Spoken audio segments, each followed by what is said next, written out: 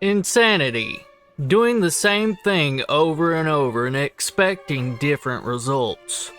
Sir Albert Einstein, allegedly. The literal definition of insanity is the state of being seriously mentally ill. Farming for the grafted blade greatsword and Marais' executioner sword makes you feel like that sometimes. But after hours of farming with no luck and all hope has left your soul, when you finally see that golden outline, hover over it and see that it is the exact sword you have been hoping to find this whole time, well, the feeling is kinda like this. Ho, ho, ho, it's magic! Or something like that. But after you have acquired one of these legendary swords, it almost makes the insanity feel worth it. I don't know about everyone else's experience on their farming runs, but maybe you have noticed that some runs feel oddly familiar. Why? You get the same talismans, weapons, in the same spots, and the same fairly useless legendary weapons that you have been getting tons of before in the previous runs, like that weird little slingy thing, Astel's mace or whatever it's called. Who wants that? I sure don't. It just feels like it's not random at all. I have a theory. It may all just be in my head after the unhealthy amount of time farming for these two very rare swords. But then again, I may just be onto something here. Coincidence? I think not! But wait! There's more! I also come with a warning to all of you legendary farmers out there. And for the ones who are new and unfamiliar with these weapons, I will go over them in detail. But first, a little sneak peek. This is what your status bar is supposed to look like after a normal run with the grafted blade greatsword. And this is what the damage of your weapons are supposed to be around. But under certain conditions, with two certain bosses, you can quite literally make it like this. That's quite big. And this is the damage you can deal out. Impressive. And this is what it does to Knight Sovereigns. Holy shit! Cool, huh? But be warned, there are two ways you can lose it all and waste hours of farming. Oh, no. So if you want to know all that, or just plain curious, well, join me, my dudes. Oh, yeah, don't forget to like and subscribe, because it's free and it really helps me out. And I really do appreciate all the support. Let's dive deep into the two most sought out swords in the entire game. And try not to die while we're doing it. Okay, bye. Subscribe. You fools.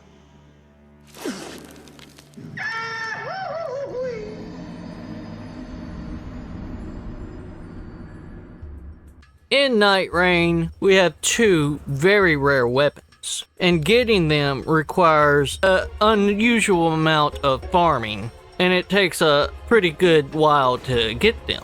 First, you have the Marais' executioner sword, which in your offhand or your main hand gives you the buff powerhouse of Marais, which raises attack power upon defeating enemies.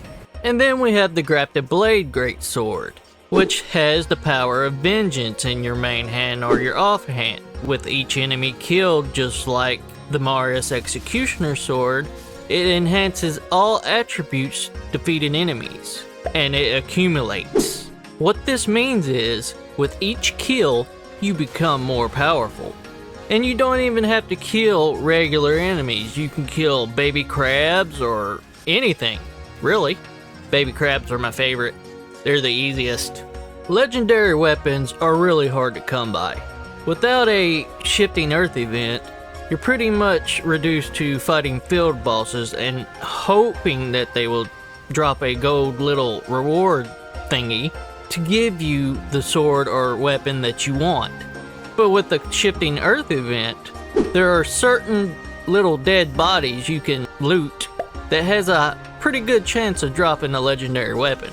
Pretty good, meaning it's probably around 5%. maybe, if you believe what the people say on the internet. They also say that you can go fight the bell-bearing hunter and have a good chance of dropping the Marais executioner sword. But, I mean, why? Why go through all that trouble? You go find him, beat him down, eventually, if he doesn't murder you over and over again. And most of the time, he'll probably drop a little purple treasure box. Why go through all that trouble to get a purple treasure box? And if you happen to get a gold one, and not get the Marais executioner sword, I mean, that's a whole lot of headache just wasted. But doing my own little experiments and farming a very unhealthy amount and pretty much doing a whole lot of guessing, I think the game is rigged. They say that it's random, but is it though? I mean, when you constantly do the same runs over and over, farming for these weapons, a lot of the drop points like talismans and weapons and everything seems to repeat itself, dropping in the same spots. When you get a shifting earth event like the crater, you have 5 different map seeds. And in these map seeds, I believe that there are predetermined spots where you can pick up legendary weapons. I mean, depending on which map seed and which item generator is used, it will always be in that same spot. But they kind of get mixed together sometimes, so the item generator and the map seed may be different from time to time. One map seed that you got the legendary on before will not have that same item generator the next time, if you know what I mean. Kind of confusing, but stay with me. Let's say we get this map and we find a legendary weapon here. And then we get this map and we find the same legendary weapon in the same spot. But then you get this map again, but that legendary weapon isn't there no more. In fact, it's a totally different layout now. But you go to another map, after hours of farming of course, and you find that exact same weapon in the exact same spot. I have had this problem on my endless hours of farming. Depending on the boss, which has different map layouts, you might come to the conclusion that you will find certain legendary weapons in certain spots that you search. Like, you'll always find a legendary weapon of your choosing here and here, but you'll never find it on the rest of the dead bodies that are supposed to produce legendary weapons. Yeah, it's weird, I know. If you understand it, thank you for keeping up. If you don't understand it, yes, I hardly understand it myself, but I'm still experimenting. The goal is to get these 2 weapons as early as possible so you can rack up a whole lot of kills before the final boss.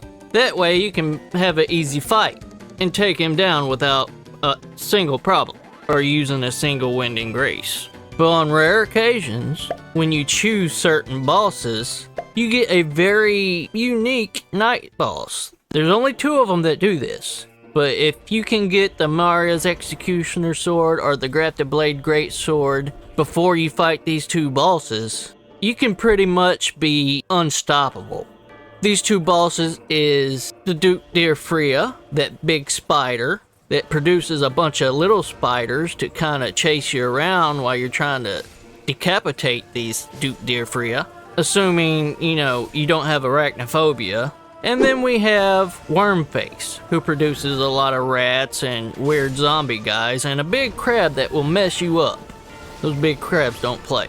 Defeating these little guys isn't really a big problem. The problem is they reproduce. It's an unending loop of enemies spawning in. But this is great news for our legendary weapons. Although these minions doesn't, you know, count to your overall kill count, it does count to your buff. So killing these enemies still buffs your sword, and you can kill as many as you want to become as powerful as you want to, with no limit. Well, actually, there is kind of a limit. I must warn you, there is a way you can pretty much ruin your entire run. You can mess it up big time. First off, if you die, of course, it resets the buff to 0, meaning you have to start all over again. If you have a big health bar and you die, the health bar shrinks back to normal, and the strength you gathered goes with it. So try to stay alive. The next way you can mess it up is by killing too many of these enemies. I've had it happen to me once.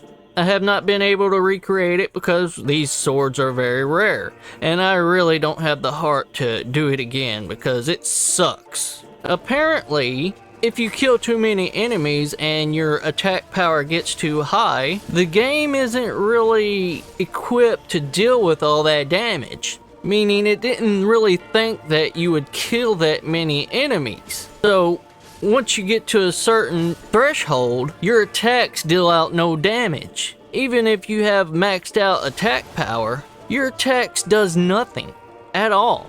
Here's a little recreation of that.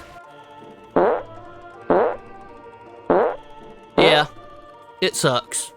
And let's just say after racking up all those kills and then dealing out no damage because you got too many kills and having to just turn the game off and reset it, it's a big blow to your self-esteem. And all those hours that you put into it farming for these weapons are pretty much wasted. But don't worry, you can keep up with your counts by simply hitting start, going to your character status, and looking down at the buff that this sword gives you, because it actually has a little number on there that shows how many enemies you defeated. Now I've managed to kill 1061 mobs without having a problem, but that one unfortunate day where I went over that amount, I don't really know the number exactly, but once I'd done that, I could deal no damage to anything. I actually was able to kill the boss of the night by some sheer luck, but after that, anything I attacked just would not die. It would not register any damage. Even having maxed out attack power, I could do nothing but turn the game off and start anew.